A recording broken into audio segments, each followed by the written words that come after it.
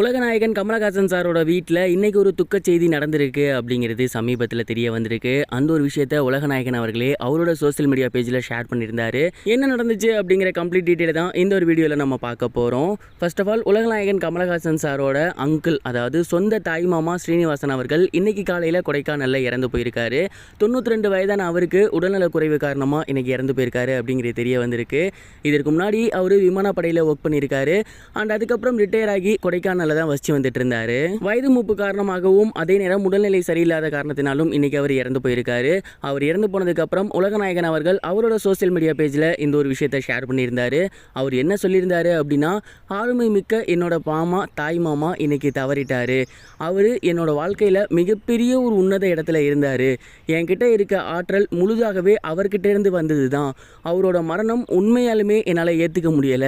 என்னோட ஃபேமிலிக்கும் சரி என்னோட சர்க்கிளுக்கும் சரி அவர் ஒரு வீர தீரனாக தான் இருந்தார். அவரை பார்த்து தான் என் வாழ்க்கையில் நிறைய விஷயங்கள் நான் கற்றுக்கிட்டேன், நிறைய விஷயங்கள் பண்ணிக்கிட்டு இருக்கேன், இதுக்கப்புறமும் பண்ண போகிறேன். அவரோட ஆத்மா எங்கே இருந்தாலும் சாந்தி அடையட்டும் அப்படிங்கிற மாதிரி ரொம்பவே எமோஷ்னலாக பேசியிருந்தார்.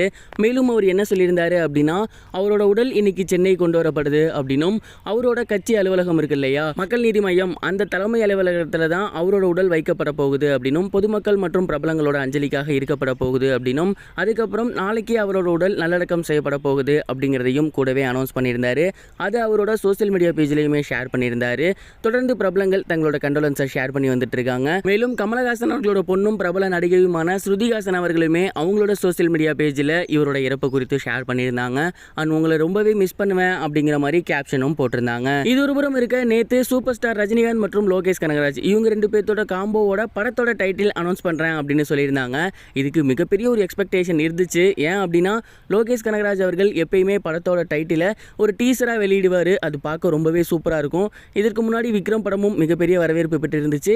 லியோ படத்தோட டீசரும் மிகப்பெரிய வரவேற்பு பெற்றிருந்துச்சு. ஸோ இந்த டீசர் எப்படி இருக்க போகுது, படத்தோட டைட்டில் என்ன அப்படின்னு எல்லாருமே ஈகராக வெயிட் பண்ணாங்க. நேற்று ஈவினிங் 6 மணி போல் படத்தோட டைட்டில் வெளியாகி இருந்துச்சு. கிட்டத்தட்ட 3 நிமிஷம் 14 நொடிக்கு அந்த வீடியோ இருந்துச்சு. முழுக்க முழுக்க நைட் மாதிரி தான் இருக்குது, எல்லாம் டார்க் ஷேடாக இருக்குது. படத்தில் தலைவர் செம்ம ஸ்வாகாக இருந்தார்.